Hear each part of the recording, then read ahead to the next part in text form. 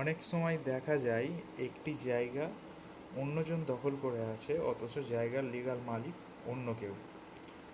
তো একটি জায়গার প্রধান মালিক কে, এটা একটি জটিল প্রশ্ন হতে পারে। প্রশ্নটা জটিল কখন হতে পারে? যখন দখলদার ব্যক্তি ও যার নামে রেকর্ড আছে এই দুটো ব্যক্তি আলাদা আলাদা। তো আইনগতভাবে প্রকৃত মালিককে তা বোঝার জন্য কিছু স্পষ্ট করা প্রয়োজন, কিছু বিষয় স্পষ্ট করা প্রয়োজন। যেমন জমির মালিকানা নির্ধারণে প্রধান উপাদান হলো দলিল ও রেকর্ড এবং দখল।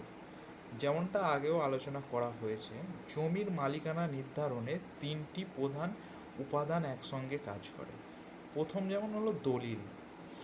এটি হলো বিক্রয় চুক্তিপত্র বা হস্তান্তরের মূল আইনি প্রমাণপত্র, যা সাব রেজিস্ট্রি অফিসে নিবন্ধিত হয়।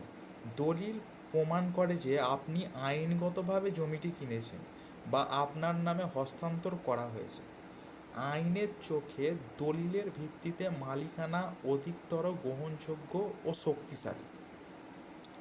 শুধু দলিল থাকলেই আপনি তাৎক্ষণিকভাবে জমির সম্পূর্ণ মালিকানা দাবি করতে পারেন না, যদি তা সঠিক ও বৈধ হয়। এবার আসি রেকর্ড। এটি সরকারিভাবে জমির মালিকানার একটি হিসাব বা বিবরণ, যা ভূমি অফিসের খতিয়ানে নথিভুক্ত থাকে। রেকর্ড বা খতিয়ান সরকারি স্বীকৃতি নির্দেশ করে। রেকর্ডে যার নাম থাকে, সরকার তাকেই এই জমির খাজনা পরিশোধের জন্য দায়ী বলে মনে করেন। তবে শুধু রেকর্ড থাকলেই কেউ জমির একচ্ছত্র মালিক দাবি করতে পারে না, কারণ রেকর্ড ভুল হতে পারে বা সময়ের সাথে সাথে পরিবর্তনও হতে পারে। এবার আসি দখলে। জমির ব্যবহার ও দখলে থাকা মালিকানার একটি গুরুত্বপূর্ণ দিক। তবে শুধুমাত্র দখল থাকলেই আপনি পুরোপুরি জমির মালিক হয়ে যান না।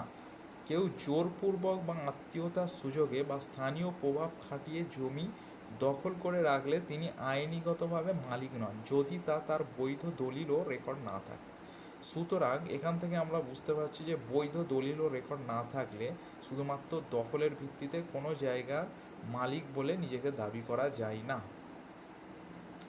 এবার আছে প্রকৃত মালিক কি, যার নামে রেকর্ড আছে নাকি যে দখল করে আছে। সাধারণত যার নামে জমির বৈধ দলিল এবং হালনাগাদ রেকর্ড মিউটেশন নামজারি আছে, তিনি জমির প্রকৃত মালিক বলে গণ্য হবেন। সুতরাং এখানে একটা জিনিস পরিষ্কার হয়ে গেল যে যার নামে বৈধ দলিল এবং রেকর্ড আছে তিনি জমির প্রকৃত মালিক বলে গণ্য হবে। যদি দলিল এবং রেকর্ড একই ব্যক্তির নামে থাকে এবং সে ব্যক্তি দখলে থাকে, তবে তার মালিকানা নিয়ে কোনো প্রশ্নই থাকে না, তিনি 100% জমির মালিক। তাহলে জমির 100% মালিককে, যিনি হলেন জমির বৈধ দলিল এবং যার নামে প্রকৃত রেকর্ড আছে, তিনি হলেন জমির 100% প্রকৃত মালিক।